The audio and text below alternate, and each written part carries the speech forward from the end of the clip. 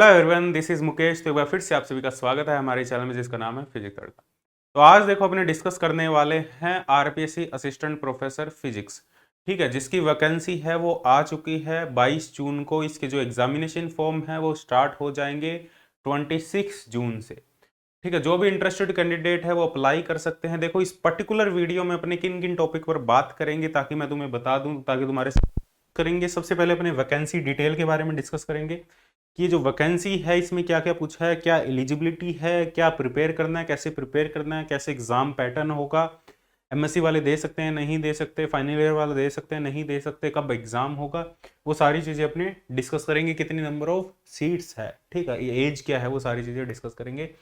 Next जो important चीज़ जो अपने डिस्कस करने वाले हैं, दैट इज मोस्ट इंपॉर्टेंट चीज़, वो है एग्जाम डेट के बारे में कि एग्जाम डेट जो नोटिफिकेशन में मेंशन है क्या वो होगी या नहीं होगी, क्या अक्टूबर में एग्जाम होगा या नहीं होगा, क्या पॉसिबिलिटी है, उसके बारे में भी अपने डिस्कस करेंगे ताकि एक आइडिया लग जाए कि हमें प्रिपरेशन कैसे करनी चाहिए, यदि करनी चाहिए नहीं करनी चाहिए, किस टाइप से हमें प्रिपरेशन करनी चाहिए यदि अक्टूबर में एग्जाम होता है। ठीक है, नेक्स्ट टॉपिक अपने डिस्कस करने वाले हैं इसमें, क्या नेट एमएससी जिनका नेट नहीं है, जिनकी एमएससी चल रही है, जो एमएससी फाइनल ईयर के स्टूडेंट है, क्या वो इस एग्जाम को दे सकते हैं या नहीं दे सकते।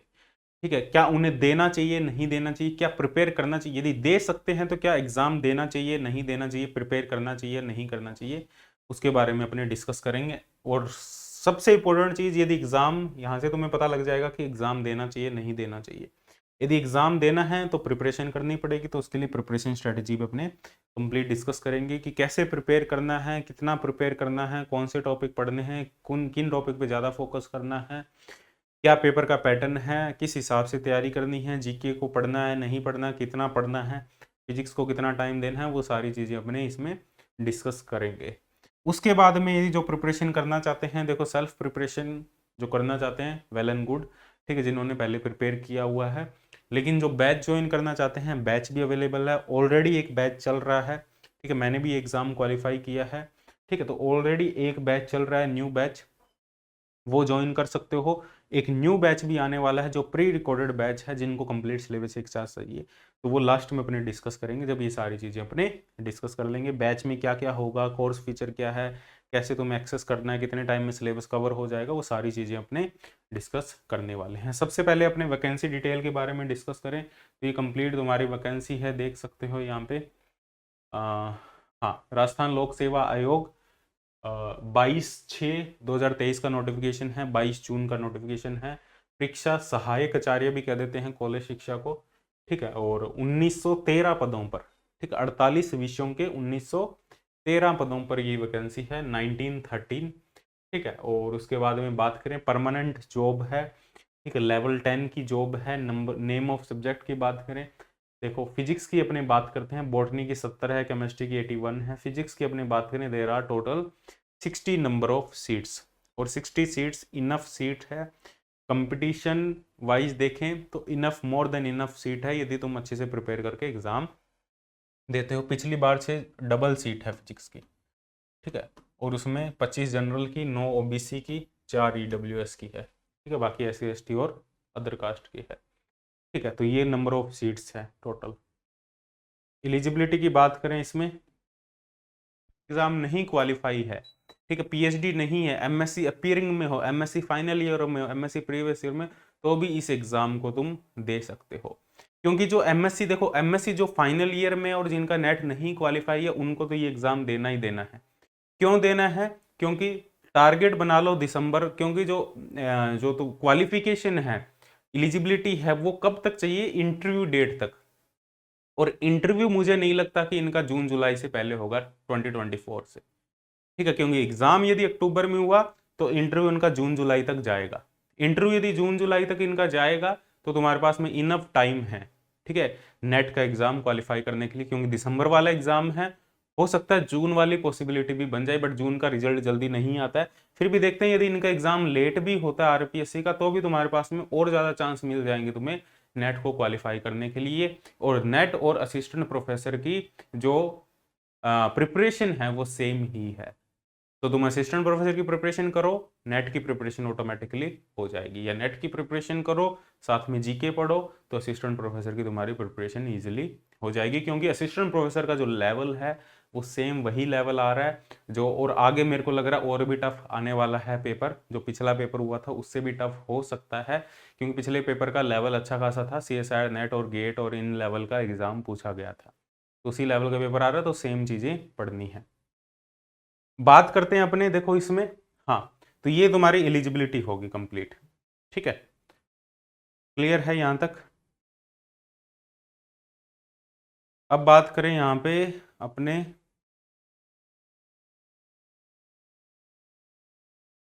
हाँ ये देखो यहाँ पे लिखा है उक्त पदों की अपेक्षित शैक्षणिक अर्हता के अंतिम वर्ष की परीक्षा में सम्मिलित हुआ हो, मतलब MSc फाइनल ईयर में हो, अंतिम वर्ष की परीक्षा में सम्मिलित हुआ हो या सम्मिलित होने वाला व्यक्ति भी आवेदन करने के लिए पात्र होगा, किंतु उसे आयोग द्वारा आयोजित साक्षात्कार से पूर्व शैक्षणिक अर्हता अर्जित करने का सबूत देना होगा। ठीक है, कि वो यदि MSc फाइनल में है तो वो भी अप्लाई कर सकता है, नेट नहीं है वो भी अप्लाई कर सकता है, लेकिन इंटरव्यू से पहले उसे प्रूफ देना होगा कि ये मैंने क्वालिफाई कर लिया, चाहे सर्टिफिकेट नहीं आया हो लेकिन प्रूफ देना होगा, प्रोविजनल में रख दिया जाएगा, इंटरव्यू के दौरान प्रोविजनल में तुम्हें कंसिडर कर लिया जाएगा कि तुम्हारा जो साक्षरता है वो, जो तुम्हारी जो अर्हता है वो कंप्लीट होने वाली है। ठीक है, और लेवल 10 की जॉब है, AL10। ठीक है, मिनिमम एज 21, मैक्सिमम एज 40, और रिलैक्सेशन सभी को मिलेगा। देखो यहाँ पे देख सकते हो किन किन को रिलैक्सेशन मिलेगा, ये देख सकते हो, male candidate belonging to schedule caste, schedule tribe, backward class, more backward class, economically weaker section in Rajasthan state, तो ये 5 साल का रिलैक्सेशन मिलेगा एज में। वुमेन कैंडिडेट है जो जनरल कैटेगरी से बिलोंग करती है, उनको अलग से यहाँ पे रिजर्वेशन दिया गया है कास्ट में। ठीक है, ये देख सकते हो। और उसके बाद में बात करें अपने, नेक्स्ट देखो, हाँ चयन प्रक्रिया देखो, सिलेक्शन प्रोसीजर क्या है। अभ्यर्थियों को चयन प्रतियोगिता परीक्षा व साक्षात्कार से माध्यम से किया जाएगा। पहले एक रिटन एग्जाम होगा, फिर तुम्हारा साक्षात्कार होगा, इंटरव्यू होगा। आवश्यकता पड़ने पर आयोग द्वारा उत्तर पुस्तिका के मूल्यांकन में स्केलिंग, मॉडरेशन, नॉर्मलाइजेशन पद्धति को भी अपनाया जा सकता है अपने अकॉर्डिंग, बट ऐसा होगा नहीं। संबंधित सेवा नियम के नियम 20 के अनुसार आयोग द्वारा उपयुक्त पाए गए अभ्यर्थी के नाम राज्य सरकार नियुक्ति प्रदान कर अनुसूचित किए जाएंगे, तो लिखित परीक्षा में साक्षात्कार उनको, मतलब जो टोटल मेरिट बनेगी इंटरव्यू। और ऐसा उन्होंने नहीं लिखा कुछ भी कि फर्स्ट पेपर में, जैसे RPSC फर्स्ट ग्रेड में हुआ है कि फर्स्ट पेपर में तुम्हारा 40% स्कोर होना जरूरी है, सेकंड पेपर में सिर्फ क्वालिफाई होना, ऐसे 40-40 वाला इन्होंने कुछ भी नहीं लिखा, बट कर सकते हैं। ठीक है, RPSC फर्स्ट ग्रेड में हुआ है तो RPSC असिस्टेंट प्रोफेसर में भी कर सकते हैं। पॉसिबिलिटी कम है क्योंकि असिस्टेंट प्रोफेसर का जो लेवल है वो फिजिक्स चेक करेंगे, यहाँ पे फिजिक्स तुम्हारी कैसे, तो मेरे हिसाब से नहीं होगा, बट पॉसिबिलिटी है कि किया जा सकता है। यदि तुम्हारा जो थर्ड पेपर है उसमें 40% कर दिया इन्होंने, ठीक है, कि 40% मार्क्स लेके आने, तो मेरे को लग रहा है कि ये सीटें फिल ही नहीं होगी, 60 सीटें फिल ही नहीं होगी यदि ऐसा कर दिया, क्योंकि फिर तो कंपटीशन एकदम जीरो ही रह जाएगा। ठीक है, सीटें ही खाली रह जाएगी यदि ऐसा कर दिया। यदि ऐसा नहीं करते हैं तब तो सारी सीटें फिल होने वाली है, क्योंकि मिनिमम कट ऑफ, कोई मिनिमम इन्होंने कट ऑफ नहीं रखी। ठीक है, तो यदि ऐसा कर दिया तो देखो जीके तो अभी भी इंपॉर्टेंट है, पर फिर जीके वो स्टूडेंट बाहर हो जाएंगे जिनकी फिजिक्स अच्छी है लेकिन जीके को बिल्कुल भी उन्होंने टाइम नहीं दिया, या राजस्थान स्टेट से बाहर के स्टूडेंट है वो आउट हो जाएंगे डायरेक्टली, क्योंकि राजस्थान जीके को कौन इतना टाइम देगा, क्योंकि बहुत वाइड जीके है राजस्थान जीके। ठीक है, तो ये चीज भी ध्यान रखना। अभी तक ऐसा नहीं कहा है कुछ भी इन्होंने कि ऐसा होगा, बट हो सकता है। ठीक है, उक्त पदों परीक्षा का स्थान व माह, उक्त पदों हेतु परीक्षा माह अक्टूबर 2023 में आयोजित किए जाने की संभावना है। ठीक है, संभावना है, अभी इन्होंने फिक्स नहीं कहा है, तो हो सकता है एग्जाम आगे भी चला जाए, तो 50-50 मान सकते हैं। यदि मेरी मानो तो मैं ये कह सकता हूं कि 50-50 मान सकते हैं कि एग्जाम अक्टूबर में हो भी सकता है या नहीं भी हो सकता, 50-50 है। ठीक है, लेकिन हमें तैयारी अक्टूबर के हिसाब से ही करनी है, अपने रिस्क नहीं ले सकते, क्योंकि वैकेंसी बहुत, क्योंकि गवर्नमेंट चेंज हो जाएगी राजस्थान की, फिर वैकेंसी बहुत लेट आएगी दोबारा। ठीक है, 3-4 साल का तुम्हें वेट करना पड़ेगा।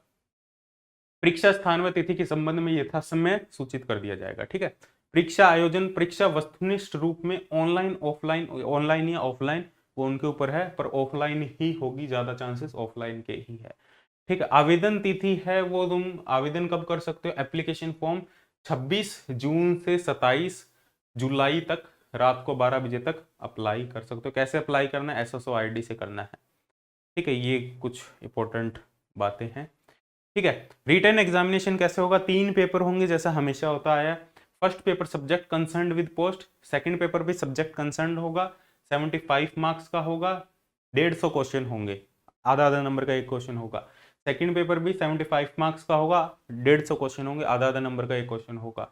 जीके का पेपर 50 मार्क्स का होगा, 100 क्वेश्चन होंगे, आधा आधा नंबर का एक क्वेश्चन होगा, टोटल 200 मार्क्स का होगा। और इसके साथ में इंटरव्यू की बात करें तो इंटरव्यू 24 मार्क्स का होगा, और जो फाइनल मेरिट है वो इन दोनों के कंबाइंड मेरिट पे बनेगी, ठीक है।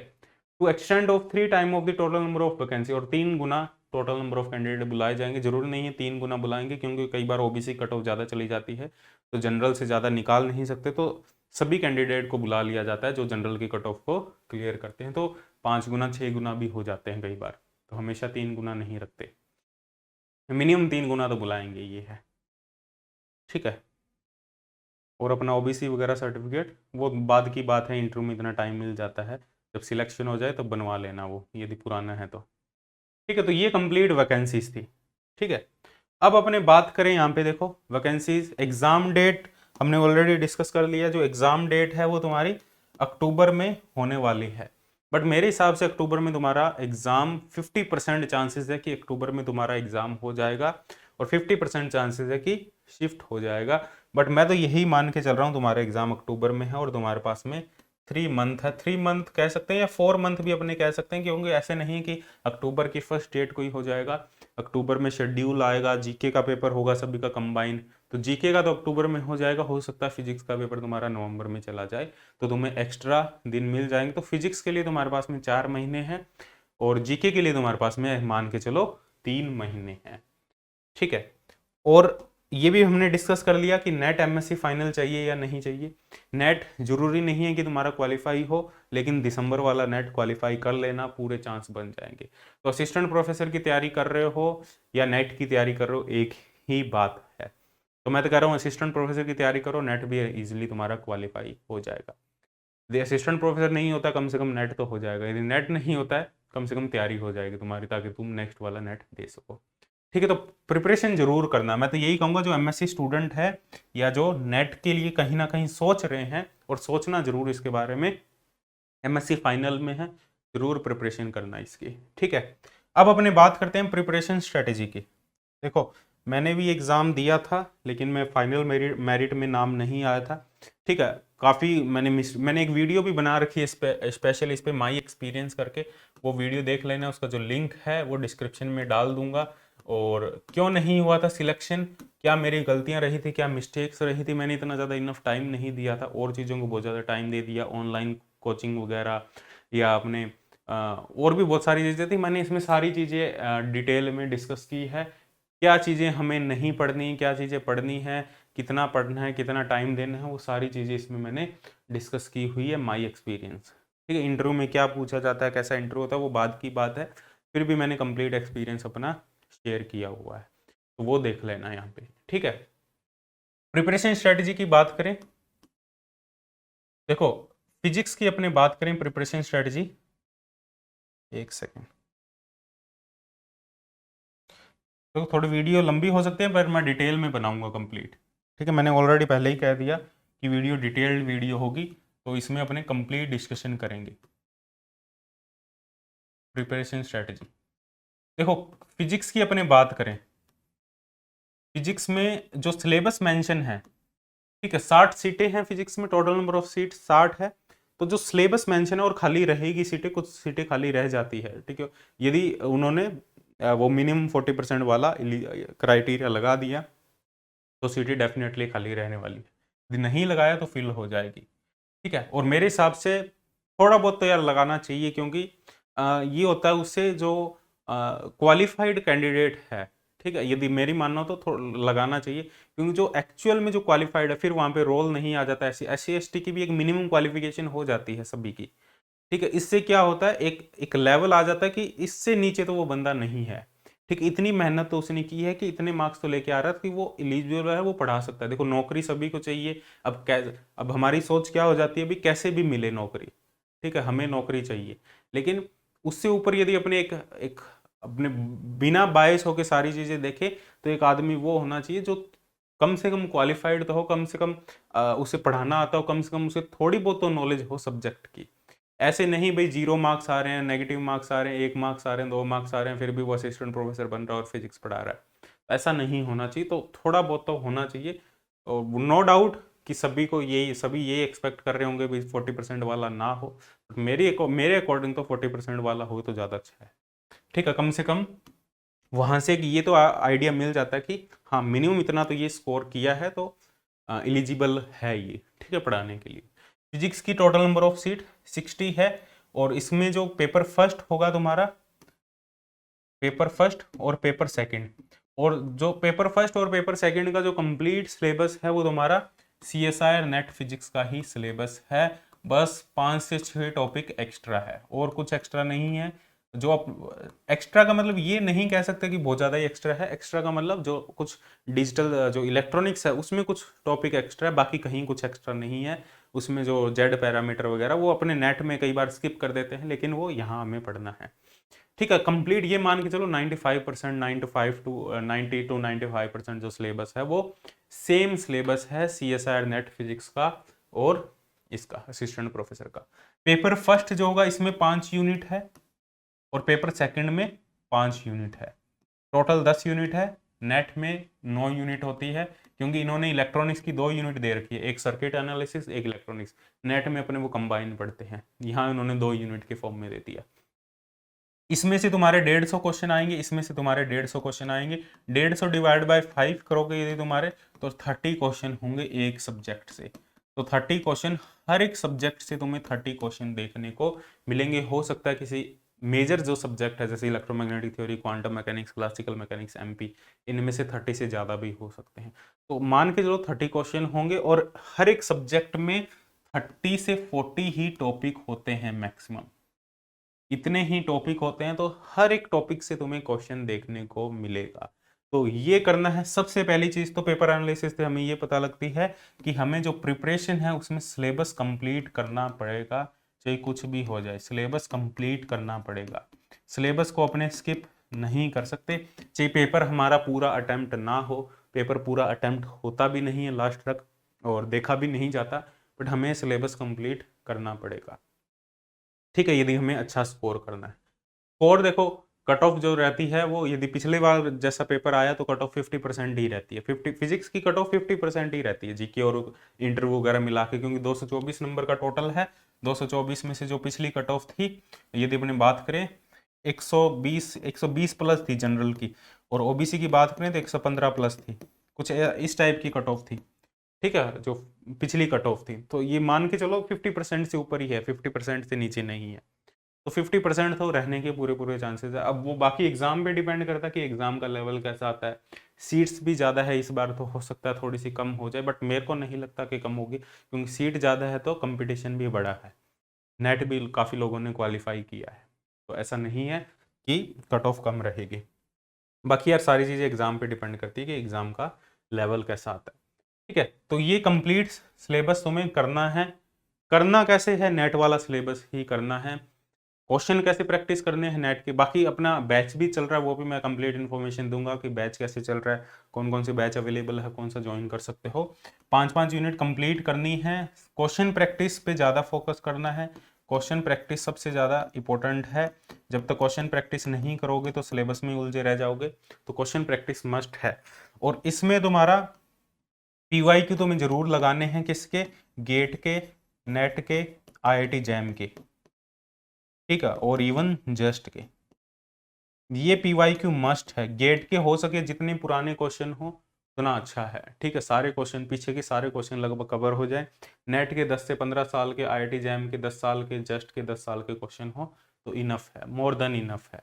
ठीक है, और बाकी ऐसे जो राजस्थान सेट के या कर्नाटका सेट के जो क्वेश्चन होते हैं वो जरूर तुम्हें करने, कोई भी सेट एग्जामिनेशन उनके जो क्वेश्चन होते हैं वो जरूर तुम्हें अटेम्प्ट करने हैं। क्योंकि देखो इतने क्वेश्चन बनाना पॉसिबल नहीं है, 150-150 क्वेश्चन वो नहीं बनाएंगे, वो इधर उधर से उठा के डाला जाएगा, चाहे बुक से उठा के डालो, चाहे पुराने पेपर से उठा के डालो। और जो स्टैंडर्ड पेपर होता है वो इन्हीं पेपर का होता है, GATE, NET, IIT JAM, just, इनका ही स्टैंडर्ड अच्छा होता है, क्योंकि नेट में भी नए क्वेश्चन बनते हैं, गेट में भी नए क्वेश्चन बनते हैं, जैम में भी नए क्वेश्चन बनते हैं। तो इनका स्टैंडर्ड होता है, इनको कोई मतलब ज़्यादातर क्वेश्चन को कोई टारगेट वो नहीं कर सकता, क्या कहते हैं उसको, चैलेंज नहीं किया जाता ज़्यादातर क्वेश्चन को, क्योंकि सही क्वेश्चन होते हैं।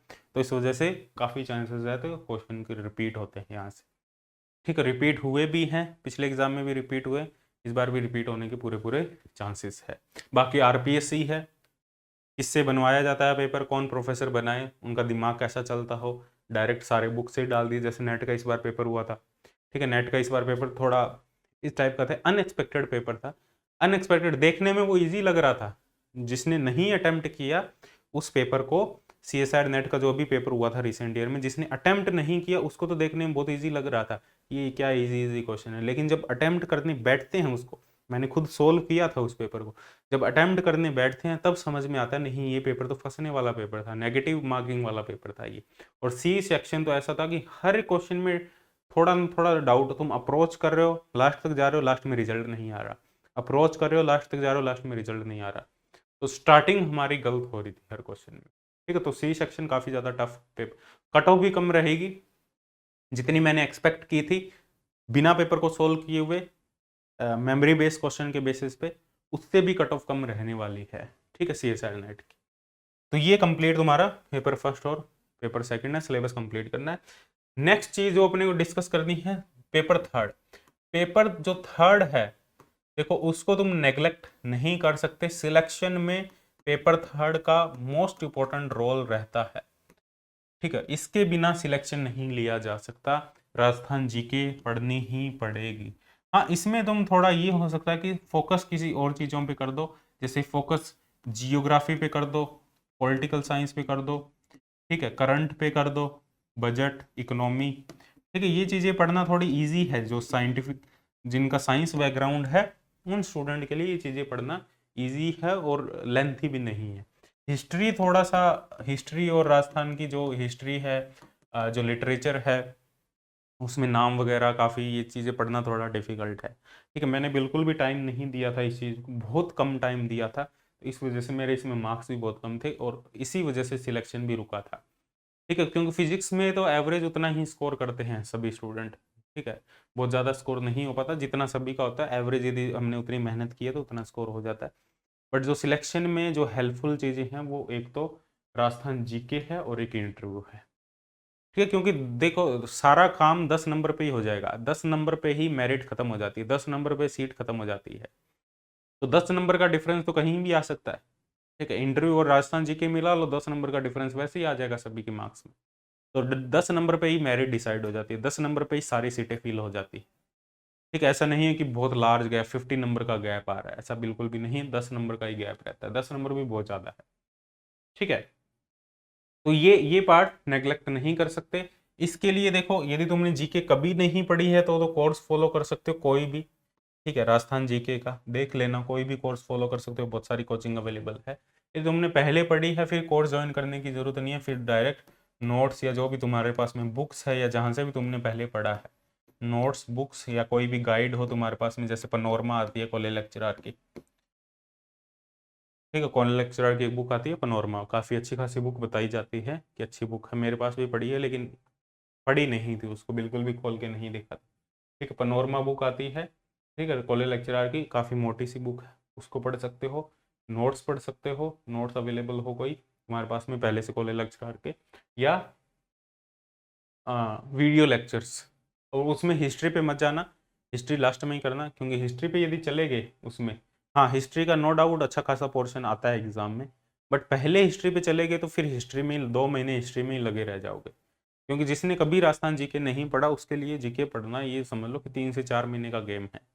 3 से 4 महीने तुम्हें लगेंगे जीके पढ़ने में, यदि पूरी जीके पढ़ना चाहते हो तो पहले इन पोर्शन को टारगेट करना, क्योंकि इतना टाइम नहीं है यदि अक्टूबर को मान के चलिए, अक्टूबर में एग्जाम नहीं होता तो फिर अच्छे से दोबारा से पढ़ लेना इसको, ताकि रिवीजन हो जाए तुम्हारी अच्छी। ठीक है, तो ये कंप्लीट प्रिपरेशन है। ठीक है, प्रिपरेशन स्ट्रेटजी। बाकी अटैम्प्ट कैसे करना है, टाइम टू टाइम मैं सारी चीज़ें अपडेट करता रहूँगा, एग्जाम और भी वीडियोस बना दूंगा इसके ऊपर। ठीक है, और किन बातों का तुम्हें ध्यान रखना है, कौन सी मिस्टेक्स नहीं करनी। बट देखो मेहनत करनी पड़ेगी यहाँ पे, मेहनत करनी पड़ेगी, इसका कोई अल्टरनेटिव नहीं है। मेहनत, रिवीजन, जितनी मैक्सिमम बार हो सके रिवीजन, जितनी रिवीजन करते रहोगे उतने लोगों से ऊपर बढ़ते जाओगे। जितनी ज़्यादा बार रिवीजन होती जाएगी उतना लेवल अप हो जाता जाएगा, उतना लोगों से तुम आगे रहोगे। ठीक है, तो रिवीजन करनी पड़ेगी, हार्डवर्क करना पड़ेगा, इसका कोई अल्टरनेट नहीं है। तुम्हारी एमएससी कहीं से भी हो, तुम्हें फिजिक्स में कैसे भी नॉलेज हो, यदि तुम इस टाइम पे इन 3 महीने को 4 महीने को अच्छे से यूटिलाइज करते हो तो तुम लोगों से बहुत ज़्यादा आगे हो सकते हो। ठीक है, अब बात करें अपने बैच की, बात करते हैं। देखो, यदि जो online course, complete online course चल रहा है, ठीक, असिस्टेंट प्रोफेसर का पहले भी एक बैच चल रहा है कंप्लीट, और जिसमें कंप्लीट फिजिक्स चल रही है, तुम्हारी जीके नहीं होगी, ओनली फिजिक्स होगी। एक बैच चल रहा है पहले से, assistant professor plus net, assistant professor plus net का एक कंबाइंड बैच चल रहा है। ठीक है, जिसमें ईएमटी लगभग हो चुका है, क्वांटम मैकेनिक्स, एक दो टॉपिक रह रहे हैं ईएमटी के, क्वांटम मैकेनिक्स अपलोडेड है, न्यूक्लियर फिजिक्स चल रहा है। ठीक है, और इसमें जो सिलेबस है तुम्हारा, अक्टूबर लास्ट में मैंने कहा था हो जाएगा, बट सिलेबस तुम्हारा सितंबर लास्ट तक कंप्लीट एकदम हो जाएगा, पूरा विद असाइनमेंट विद टेस्ट, सब कुछ अवेलेबल रहेगा। इस बैच में क्या क्या है, theory lecture in recorded form में रिकॉर्ड करके अपलोड करता हूँ, लाइव लेक्चर नहीं होते। थ्योरी लेक्चर, उनके नोट्स, और तुम्हें उनकी पीडीएफ मिल जाएगी, डाउनलोड कर सकते हो। असाइनमेंट्स मिलेंगे टॉपिक वाइज टॉपिक। ठीक है, उन असाइनमेंट में मैक्सिमम जो क्वेश्चन होंगे पीवाईक्यू होंगे, कुछ एक्स्ट्रा बुक के क्वेश्चन होंगे। ठीक है, वो क्वेश्चन तुम्हें ट्राई करने हैं। असाइनमेंट का वीडियो सॉल्यूशन भी मिलेगा, तुम्हें कोई भी क्वेश्चन यदि नहीं आ रहा, नहीं सॉल्व हो रहा, तो वीडियो देख सकते हो, हर एक क्वेश्चन का वीडियो सॉल्यूशन तुम्हें मिलने वाला है। ठीक है, टेस्ट मिलने वाले हैं तुम्हें कंप्लीट असिस्टेंट प्रोफेसर के एग्जाम के बेसिस पे भी तुम्हें यहाँ पे फुल लेंथ टेस्ट सीरीज भी इस बैच में अवेलेबल हो जाएगी। ठीक है, इसके अलावा देखो, ये बैच तो, इस बैच में तो video lecture time to time upload होते हैं डेली के। ईएमटी चल रही, क्वांटम अपलोड हो चुका है, न्यूक्लियर फिजिक्स चल रही है इसमें। ठीक है, तो ये बैच सितंबर लास्ट तक कंप्लीट होगा, धीरे धीरे कंटेंट अपलोड होगा। अब देखो, मैंने जैसा कहा था नेट का और इसका सिलेबस सेम ही है, कोई ज़्यादा डिफरेंस नहीं है, तो इसके लिए मैंने एक प्री रिकॉर्डेड बैच और लॉन्च कर रहा हूँ मैं, pre recorded batch, pre recorded batch for assistant professor only. ठीक है, ये जो बैच होगा प्री रिकॉर्डेड बैच, इस बैच में तुम्हें कंप्लीट सिलेबस एक साथ मिल जाएगा, कंप्लीट सिलेबस वन टाइम पे मिल जाएगा। ठीक है, उसमें सारे सब्जेक्ट होंगे। ठीक है, फिजिक्स के उसमें कंप्लीट तुम्हारा असाइनमेंट्स होंगे, उनके video solution, part wise test होंगे तुम्हारे, फुल लेंथ टेस्ट। जब असिस्टेंट प्रोफेसर की टेस्ट सीरीज रिलीज करेंगे तब इसमें भी वो टेस्ट इंक्लूड कर देंगे इस बैच में। ठीक है, वो टेस्ट सीरीज इसमें भी इंक्लूडेड रहेगी। ठीक है, प्री रिकॉर्डेड बैच, क्योंकि देखो नेट का इसका सिलेबस सेम है, एग्जाम पैटर्न भी लगभग क्वेश्चन का लेवल सेम ही आता है। ठीक, हाई लेवल ही आता, तो उस लेवल का तुम्हें पढ़ना ही पड़ेगा। ऐसा नहीं है कि तुम आरपीएससी फर्स्ट ग्रेड वाली चीज़ें पढ़ रहे हो, ऐसा नहीं हो सकता, क्योंकि आरपीएससी फर्स्ट ग्रेड का इतना ज़्यादा लेवल नहीं आई। आरपीएससी फर्स्ट ग्रेड का जो लेवल है वो ये है, तुम फॉर्मूला बेस्ड क्वेश्चन पूछे जाते हैं, मतलब थोड़ा बहुत हाई है, ऐसा नहीं बहुत ज़्यादा नेट लेवल का हाई है, वैसा हाई नहीं है। तो यहाँ पे जो लेवल होगा पेपर का वो काफ़ी अच्छा खासा नेट लेवल का पेपर होगा। तो सेम सिलेबस है, कोई डिफरेंस नहीं है सिलेबस में, तो प्री रिकॉर्डेड बैच भी ज्वाइन कर सकते हो। ये ऑलरेडी रिकॉर्डेड है, इसमें मैंने कंप्लीट पढ़ाया हुआ, डेमो भी देख सकते हो, कंप्लीट है ये सिलेबस, ये कर सकते हो कवर 3 से 4 महीने में। देखो, यदि सिलेबस कवर करना है तो 3 से 4 महीने तुम्हें 10 से 12 घंटे देने पड़ेंगे, तब जाके सिलेबस तुम्हारा कंप्लीट होगा। ठीक है, और इस बैच में तो ऑलरेडी चल रहा है, ये भी बैच ज्वाइन कर सकते हो। इसमें न्यूक्लियर फिजिक्स चल रही है, 10 दिनों में लगभग न्यूक्लियर फिजिक्स खत्म हो जाएगी, फिर दूसरा सब्जेक्ट स्टार्ट करेंगे। तो जल्दी खींचने की कोशिश करूंगा कि सितंबर लास्ट डेडलाइन है, सितंबर लास्ट तक तुम्हारा ये सिलेबस कंप्लीट हो जाएगी। इसकी जो फीस है वो है 8950, 2 इंस्टॉलमेंट में दे सकते हो, और इसकी जो फीस है वो है 7850। ठीक है, इसमें सिंगल इंस्टॉलमेंट है, ये 2 इंस्टॉलमेंट में अवेलेबल नहीं है। इसमें तुम्हारा जीएसटी भी इंक्लूडेड है, ऐप के चार्ज भी इंक्लूडेड है, कोई अलग से चार्ज नहीं देना तुम्हें, कंप्लीट ये फीस है तुम्हारी, सबसे मिनिमम फीस है। कंटेंट में कोई कमी नहीं है, क्वालिटी कंटेंट मिलेगा, ऐसे नहीं भी कुछ भी करवा दिया। ठीक, ऐसा नहीं होगा, बिल्कुल टू द पॉइंट सारी चीज़ें हैं। तुम डेमो वगैरह देख सकते हो, डेमो देखना, पसंद आए तभी लेना, अदरवाइज लेने की जरूरत नहीं है। ठीक है, पर जो एमएससी फाइनल ईयर के जो स्टूडेंट है जिनका नेट भी नहीं है, मैं भी उन्हें कहूँगा कि तैयारी करो अच्छे से। ठीक है, चाहे ये बैच ले लो, ये बैच ले लो, कोई भी बैच लेके तैयारी करो। अक्टूबर में होगा तो ठीक है, नहीं होगा तो आगे चला जाएगा, लेकिन यदि तुमने दिसंबर वाला नेट निकाल लिया तो तुम असिस्टेंट प्रोफेसर बन सकते हो। दिसंबर वाला यदि नेट ही निकल गया तो असिस्टेंट प्रोफेसर में कोई दिक्कत वाली बात नहीं है। और कम से कम यदि असिस्टेंट प्रोफेसर नहीं हुआ तो कम से कम दिसंबर वाला नेट तुम्हारा क्वालिफाई हो जाएगा। तो इनमें से कोई भी बैच ज्वाइन कर सकते हो। ठीक है, इसके अलावा कोई भी और डाउट हो बैच के रिगार्डिंग, कुछ इंफॉर्मेशन चाहिए, वैलिडिटी की बात करें, इसकी जो वैलिडिटी है वो वैसे 9 मंथ की है और इसकी जो वैलिडिटी है वो तुम्हारी एग्जाम तक रहेगी। यदि एग्जाम अक्टूबर में हो जाता है, यदि एग्जाम अक्टूबर में हो जाता है तो एग्जाम तक रहेगी। अक्टूबर में नहीं होता है तो इसकी जो वैलिडिटी है वो 07 मंथ है।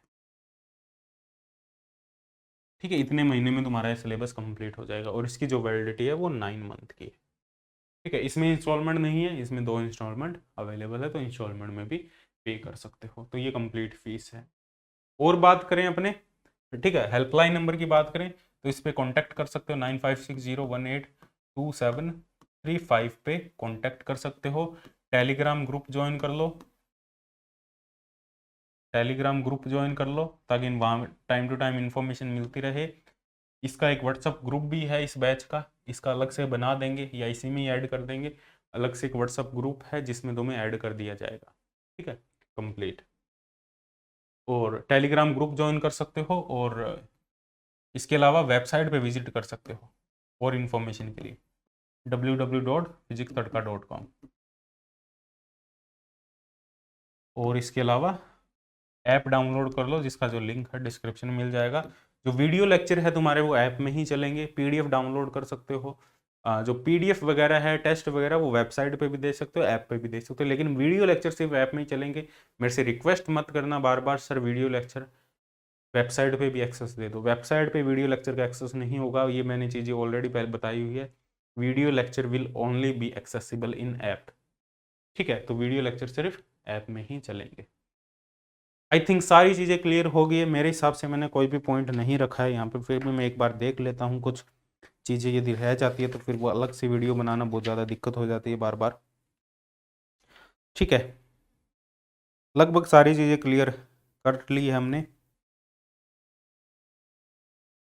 सिलेबस तुम्हारा कंप्लीट होगा एकदम, सिलेबस में कोई दिक्कत नहीं होगी। 3 महीने में तुम्हारा सिलेबस जो प्री रिकॉर्डेड है वो तो तुम्हें खुद को कंप्लीट करना है, उसमें गाइडेंस मिलती रहेगी। वीकली लाइव इंटरेक्शन होगा Sunday to Sunday, assistant professor batch में जैसे लाइव इंटरेक्शन चलता है। ठीक है, हर संडे को तुम्हारा लाइव इंटरेक्शन होगा। ठीक है, उसमें जो प्रोग्रेस रिपोर्ट है वो सारी चीज़ें देखी जाती है। ठीक है, तुम्हें गाइड किया जाता है कम्प्लीटली। ठीक है, और